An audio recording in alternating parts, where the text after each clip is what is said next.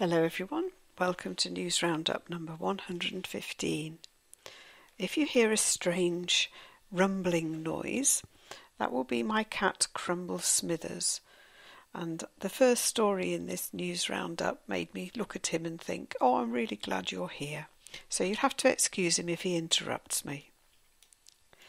Sad news reported in the Independent newspaper that Hamish the cat, adopted by a Scottish town, has died at the age of 15. Hamish belonged to Marion but was so popular in St Andrews that, according to the Independent, he had many homes from student flats to shop windows. His ginger fur could be witnessed on coats across the town, with many visitors, students and residents stopping to give the tomcat a cuddle. As his fame grew, his presence in St Andrews was noted everywhere. He had his own Hamish Recommends section in a local bookstore, and this year also saw the publication of his biography, Hamish McHamish, Cool Cat About Town, by Susan McMullen. And residents of St Andrews raised £5,000 for a bronze statue of Hamish to be erected. But now a message has been posted on Hamish's Facebook page stating that the cat had died peacefully and with his mum Marianne by his side. In the end, the chest infection that he had been battling proved too much for him, and the kindest thing to do was to let him go. Rest in peace, Hamish. This time of year has seen many youngsters experience school life for the very first time, and the Daily Mirror reports on the unusual case of two 4-year-olds, Daisy Wilson and Ruby Stevenson, who have been inseparable since birth and who started at St Gregory's Primary School in Chorley, Lancashire.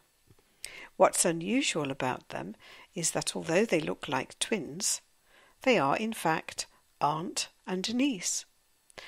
Mum Alison Wilson and daughter Ashley Stevenson went into labour on the same day, in next-door beds at the Royal Preston Hospital.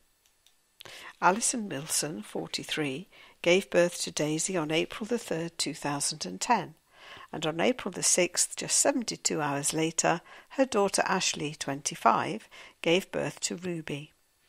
Ashley said, "I went to the same school, and some of my teachers are still there. No one can get their head round the fact that Daisy and Ruby are aunt and niece. They find it mind-boggling." Well, that's because it is.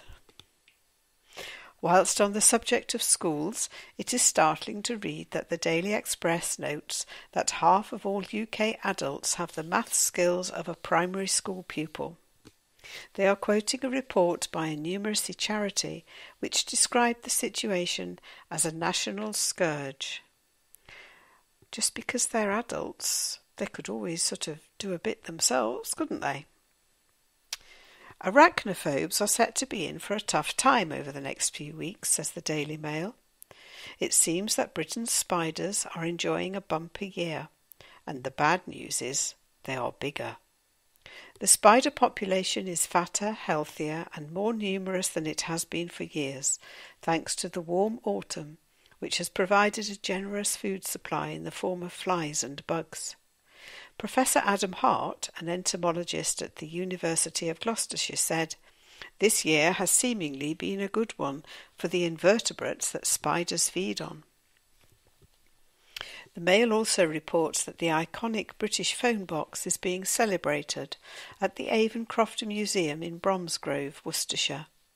They have a collection of every model of phone box used on British streets over the past 94 years. And despite the proliferation of mobile phones, there are still 10,000 modern phone boxes functioning in the UK. And with that, I shall do the slow version next, and I shall say goodbye to you all. Take care, bye-bye.